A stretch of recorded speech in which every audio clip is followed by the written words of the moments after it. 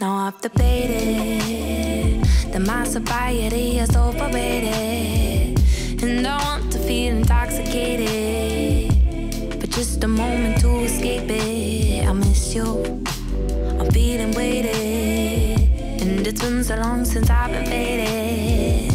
I'm not trying to make this complicated, I'm part of the light that I've created. I hate you.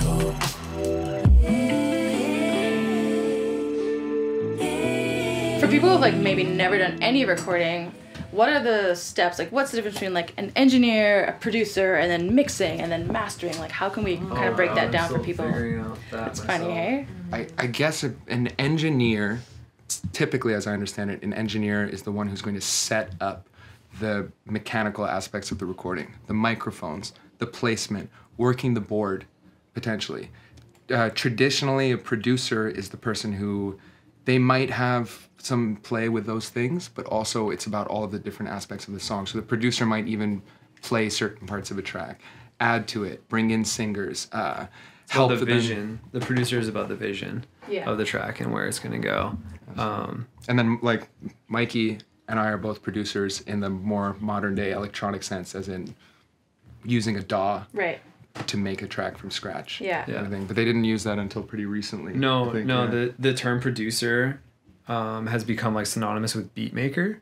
So a lot of people think that to be a producer you have to make beats, but for example, Lido doesn't make beats. He's a wizard on keys, but he's like a visionary musician, so he's a great producer and he makes crazy songs, but he doesn't make beats. So Mix and master is its own ball game. Like generally an engineer or producer can get it to a certain point. Like they were saying, you get it as good as you can make it sound to you, but it's great to have somebody who's trained properly on that, and to have that second ear, and then most importantly the proper equipment and setup, because unless you spend a lot of time and money on that, so much money, which you're probably already spending a lot of time and money on the other things, it's like really hard to make a crossover unless you've got a lot of years under your belt.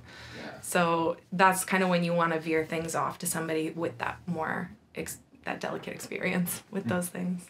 And I'd say like mixing is like, okay, let's get the drums to this level and we'll sit the bass in there, and then we've got the vocals on top, and mastering is more like, let's get everything sounds like the glue or like the compression of the whole sound. And it's bringing it to it's bringing your song to industry standard volumes as well, which is a big challenge. You'll notice that if you make a song in Ableton or Logic or Fruity Loops, when you export it, it's much quieter than what you listen to.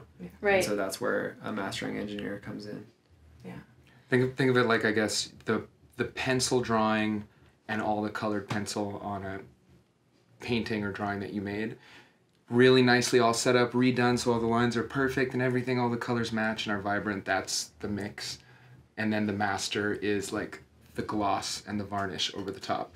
Kind of thing. Taking like into the art gallery. Mix is so key. Yeah, exactly. Cool. Great. Well, thanks so much, guys. That was amazing, and hopefully we'll get lots of questions, and maybe you guys will chime in afterwards. Yeah, absolutely. For sure. Thanks for having us. Thanks for having us. Anytime. Thank you.